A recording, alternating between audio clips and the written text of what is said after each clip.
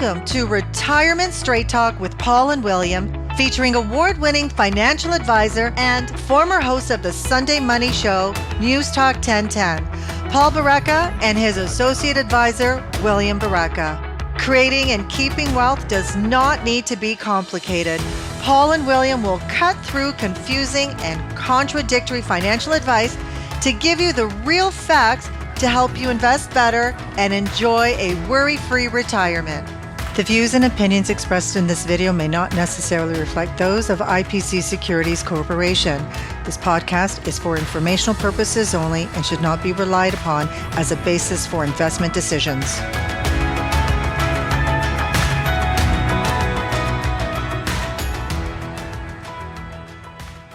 Hello, everyone, and welcome to episode 47 of Retirement Straight Talk with Paul and William. I'm Paul Barreca, and I'm with certified financial planner William Barreca.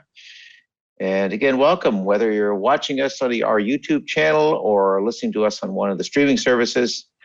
This is the program where, just like the title says, we want to kind of cut through the often confusing and contradictory advice that we hear in the media on retirement planning, portfolio, tax planning, and really just focus on the concepts and strategies that have proven over time to work pretty darn well. And if you follow them, chances are you're going to be financially successful and comfortable.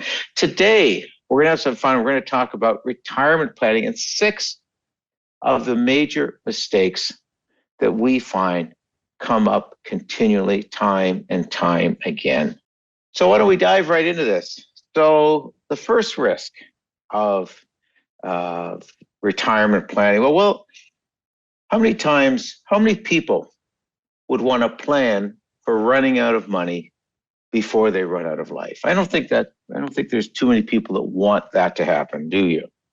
No, in our experience, it's not common at all. No. So tell me, 1950, before both of us were born, I want to underline that. What was the life expectancy for the average person in Canada? Do you know? No, I don't. I don't off the top of my head. 68.29 years. So if you're doing retirement planning and you retire at 65, quite honestly, you're probably going to live for 3-4 years. You don't have to do a whole heck of a lot of retirement planning. Yeah. Now, by 1970, now we're up to 72.49 years as the average life expectancy. Okay, 7 years, 8 years. Today, the average individual, over 83 years. But that's just for an individual. Now, if you're a couple, chances at age 90, at least one of you is going to be alive. So that's like a 50-50 chance, if you're a couple, that one of you is going to be around past age 90. So again, what you want to do is, when we do our retirement planning for our clients, we generally plan up to age 100. Because otherwise there's serious health issues, and even then we're pretty conservative to not do really below 95, but in almost all cases to age 100. Yeah, because again, people say to us, "Oh, I'll never live that long." We've both heard that in the practice, right, William? But you don't know. People are lasting well under their 90s today. Yeah, the thing I think people often misunderstand about those life expectancies, Paul, is they say, oh, like you said, the average life expectancy is 83. Maybe if I retire at 65, I don't have too much longer left. But the 83-year life expectancy is for someone born today. So it actually rises much higher for someone who's already 65, because chances are if you've already lived to age 65, you're pretty healthy. And then in general, getting back to what time horizon you should use in your planning, the reason we use, in most cases, 100 is not because we think everyone's going to live that long, obviously. Obviously, most people won't. But just because we don't know. And you can't plan for the unknown. People, I've seen all types of heuristics where they try and predict their life expectancy based upon their lifestyle. But we've heard all about the people who are the chain smokers and don't live a healthy lifestyle, and they live into their 90s. And conversely, the people who seemingly live a healthy lifestyle and they die early. The key is you just don't know. Yeah. And the thing is, again, if the average for a couple is 90, well, that means there's a 50-50 chance you're going to live past 90. Well, you know what? You don't want to plan for your money to run out at 90. Simple stuff. So that's the first mistake, longevity. Well, before Now, we move on, Paul, I want to add one more thing on to this discussion. I think also important because we've touched on the financial yeah, yeah. aspect on running out of your money, but there's also a health and lifestyle aspect to it. I think you kind of touched upon it at the start. Retirement's kind of a new concept that developed fairly recently. Like In the last couple of generations. Yep, absolutely. exactly, like before, people would basically work almost their entire lives. Maybe they would stop working the last couple of years when they couldn't anymore just because of old age, and their family would take care of them. As we emerged from World War II, maybe your retirement would be 10 to 15 years or so. But now we're looking at people today who have 30 to 40 years of retirement. So in addition to that being harder to fund, you need more money to fund that many years. You also need stuff to do while you're retired. You can't spend all that time on the golf course. So you have to think before you retire about what you're going to do to remain fulfilled, whether it's volunteering, going back to school, do you have a strong family life? Yeah. You can't just spend 30, 40 years relaxing. So I just want to add in, I think that's a really important thing that I think a lot of retirees maybe overlook because they're so focused on the financial aspect of it. Yeah. One of the things people have been working their whole life. A great part of their life is their job, not the work part necessarily, but the people part, the connection. So often when you retire, all of a sudden you've lost that. And for some people, for maybe a good chunk of people, that's really important. They've lost the human connection, and that's super, super important in life. So let's move on now to the second mistake, William. And here's another question. Well, how many of us would want to plan for having our purchasing power or the purchasing power of our money reduced by half within our retirement period? Well, not too many. Well, here's a good thing to remember. It's something called the rule of 72. It's a simple way to figure out how long your money will take to half in value. So what you do is you simply take your assumed rate of return on your portfolio. Let's say 3%. Let's say that's not rate of return, I'm sorry, inflation. So the rate of inflation we assume is 3%. Divide 72 by 3, and you come up with 24. What that means is if inflation averages 3%, the value of $1 of purchasing power today in 24 years is 50 cents. So if you're retiring at 65, that means in what is that? In your late 90s, you have half the purchasing power that you have now. Now, we just talked that you and your spouse are probably going to still be around at that time. Not a good thing to do. And here's the common situation that comes up with that. Not uncommon. People come to us, right, Will, and they'll say, "Oh, I have $1 million, so I'm retiring. If I can earn 5% on that, that's $50,000 a year. That's all I need. I'm fine." Except that person doesn't realize that 50,000 of income is only worth $25,000 down the road. So again, you want to build assets that have a degree of inflation protection in them. And those generally fixed income, GICs and bonds, generally they don't. And that's where stocks generally do over the long term. Some real estate can also, depending on both capital appreciation and net rental income. But again, you need to build in some inflation protection assets for your portfolio. That's a great segue into the third risk we want to talk about, which is portfolio risk, because portfolio risk can mean multiple things. It can be kind of like you just touched upon, making your portfolio too conservative, but also maybe assuming too much risk for that stage in your life. So just again, to quickly elaborate upon what you were talking about with people making their portfolio too conservative, most people, even though they get retired, contrary to somewhat popular belief, it can make sense in some circumstances to reduce the risk of your portfolio as you get older. But most people, as they enter retirement, do need to assume a certain amount of portfolio risk in stocks, for example, like you said. not 100% stocks usually, but most people do need to assume a little bit just to make sure their money keeps up with inflation. Yeah, this is really, well, this is an emotional thing. And I could understand it. When you retire, your paycheck is gone forever. And emotionally, it can be very challenging for you to switch your mind from saving money to taking money. You don't want to take money out of your portfolio because you don't have that paycheck coming in. It's a very much emotional risk.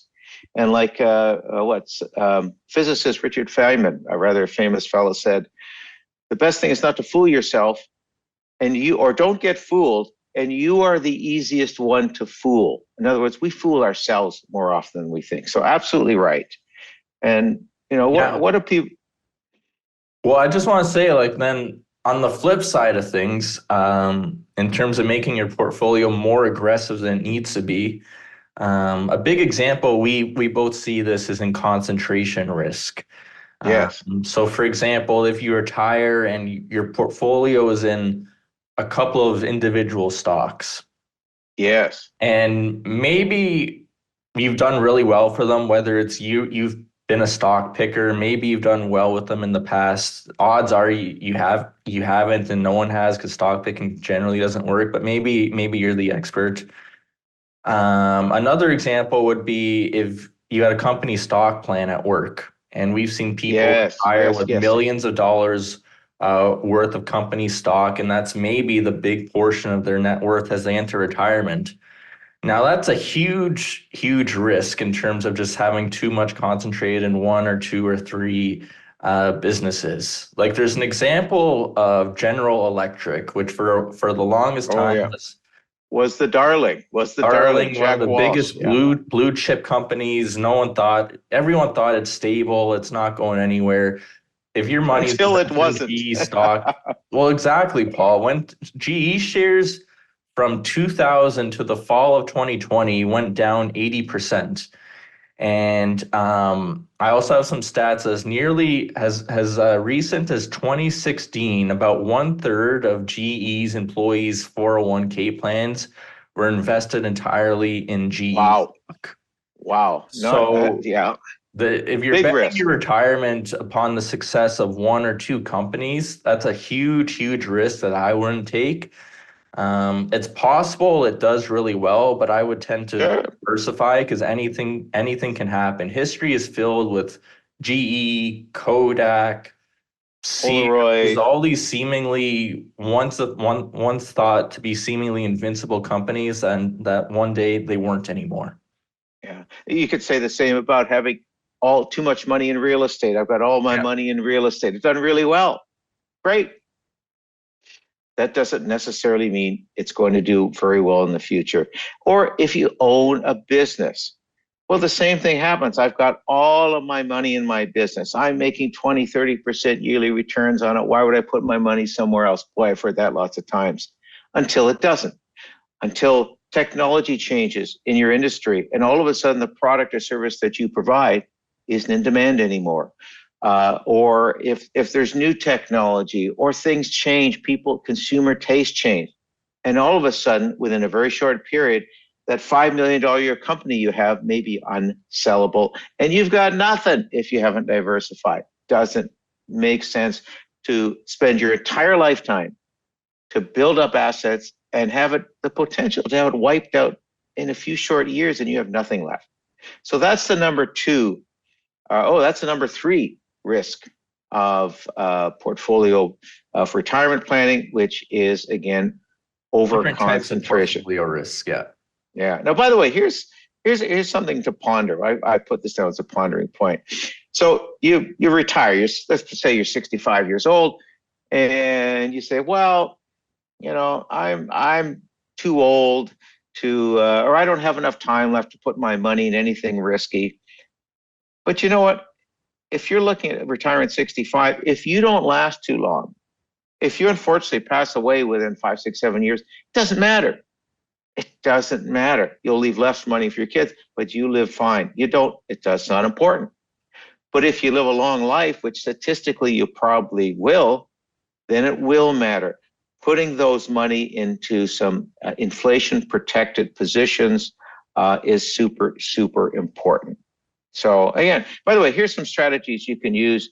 You can look at annuities, which provide, if you're concerned about security, annuities provide a guaranteed income for the rest of your life where you put your money with an insurance company. Some pros and cons with them. Pros are the security. If it's non-registered money, there could be some tax efficiency there and something called a prescribed annuity. But there's no liquidity. In other words, if you need that money, can't have it. It's gone forever. It's with the insurance company. There's generally no inflation protection, and your money is locked into today's rates for the rest of your life. So one of the other things you can do if you're concerned about security, you can say, well, let's put a part of our portfolio that we think we're going to need in the next 3 to 5 years or whatever, put it in something very secure. And you draw money from that in the short term. So if markets drop, you're not selling securities at a discount. You're taking from that secure portion. If you always keep a portion in something secure, that can work very, very well. Now, in the long term, I just want to add on that, Paul. I would say, in my opinion, I've looked at the research on this. That can work more as an emotional absolutely. assistance. So there can't, for the right person, there can be great value in that. But in terms of actual raw numbers, financial numbers, it doesn't really make a difference if you look at the research. But for the right person, for the emotional part of it, it can work. And that's one of the things you want to have your dealing with an advisor. They're your sounding board. An advisor is someone, because you know what? We all have blind spots. All of us. I have, you have, and everyone listening or watching this has a blind spot. And you need to have someone to bounce ideas off us. And they're going to say things like, have you thought about this? Have you thought about that? Great reason to have a sounding board as a great advisor. Moving on to the next, retirement risk. Well, guess what? Bad stuff financially is going to happen to you and your family probably till the end of your life. Not maybe, almost certainly will. And what do we mean by bad? So we use a term in our business called critical financial events. And those are simply anything, good or bad, that can happen to your finances. And bad stuff happens. What kind of bad stuff do we see? Well, divorce happens, financial problems, people go bankrupt, sickness. And that's not with you, that's with your kids, your grandkids, your Well, it parents. can be with you, but it can be to the people around you as well. Yeah. So, I mean, this is pretty simple, Paul. It's bad things can happen, whether it's to you or the people around you. Yeah. Unexpected things pop up. So that's why always make sure there's a buffer in your retirement income plan to deal with those things, because there's going to be things come up that you don't expect. So make sure you have the capacity to deal with them.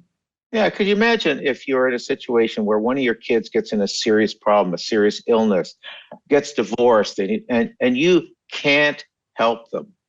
You can't help them. But for most people, they're not gonna feel comfortable at all being in that position. So again, critical financial events, build the buffer in. Moving on to the next of these 6 major retirement pitfalls or mistakes people make is, this is something people don't want to acknowledge. And I can understand it myself. As we age, William, what happens? Well, I'm sure you're the exception to the rule, Paul, but a lot of Thanks. people cognitively decline. So, I mean, the risk here is that maybe you're a do-it-yourselfer, you've been managing your money your whole life, and maybe you've been doing a great job, but you reach a certain point in life where just mentally you can't do it anymore.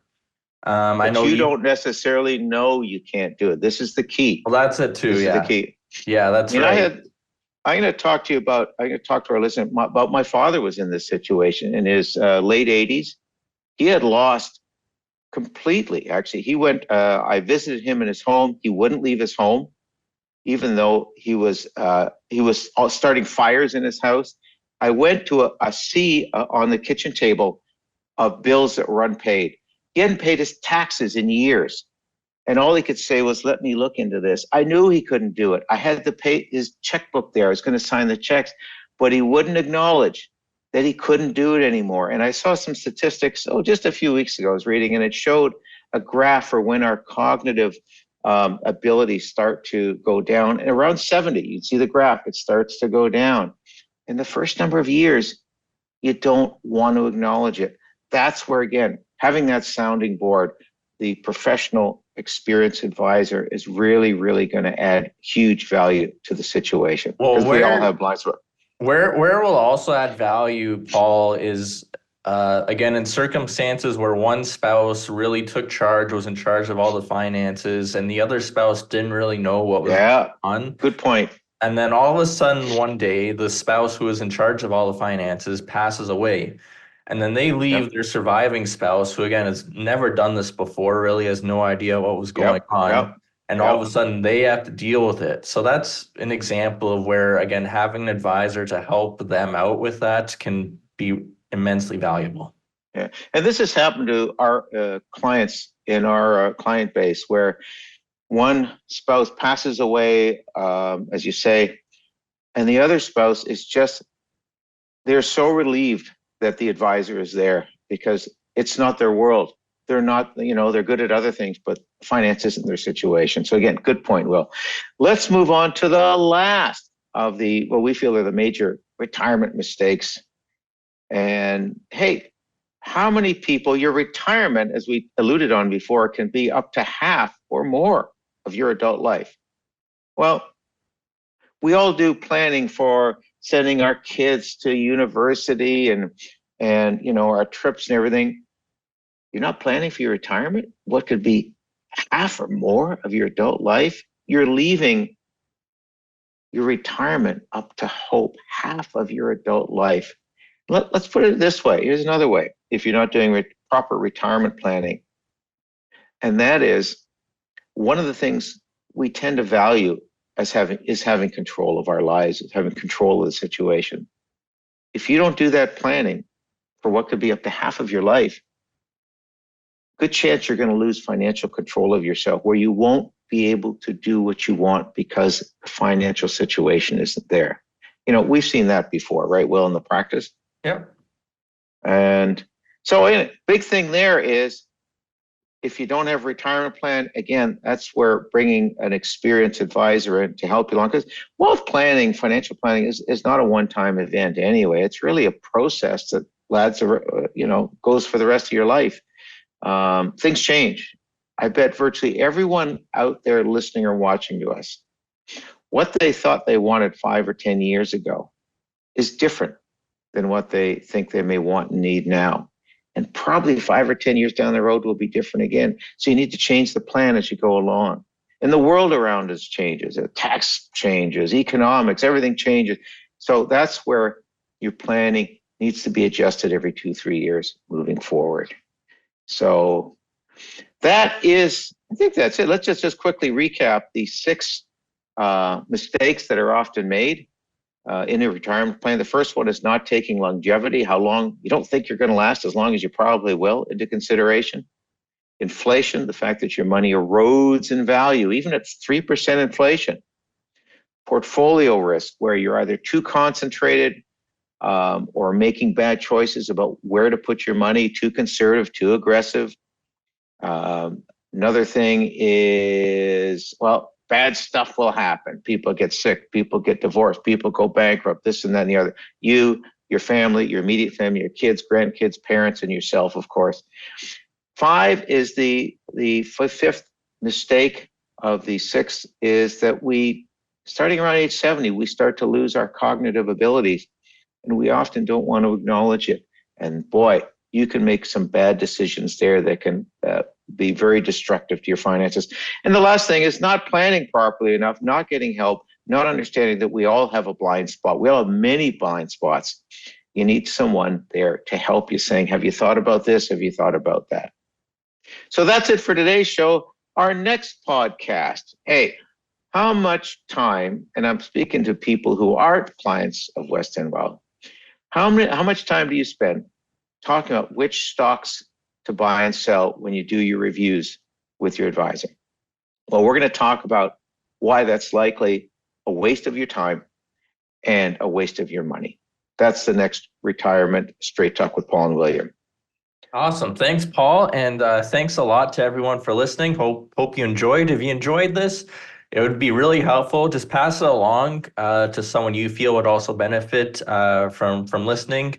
And if you like what you hear, you can get more by following both of us on social media. We're both on LinkedIn, and you can find me on X as well. I'll put the links to both of those in the show notes. So thanks again, everyone, and we'll see you in a couple weeks. See you in a couple weeks. Bye-bye now.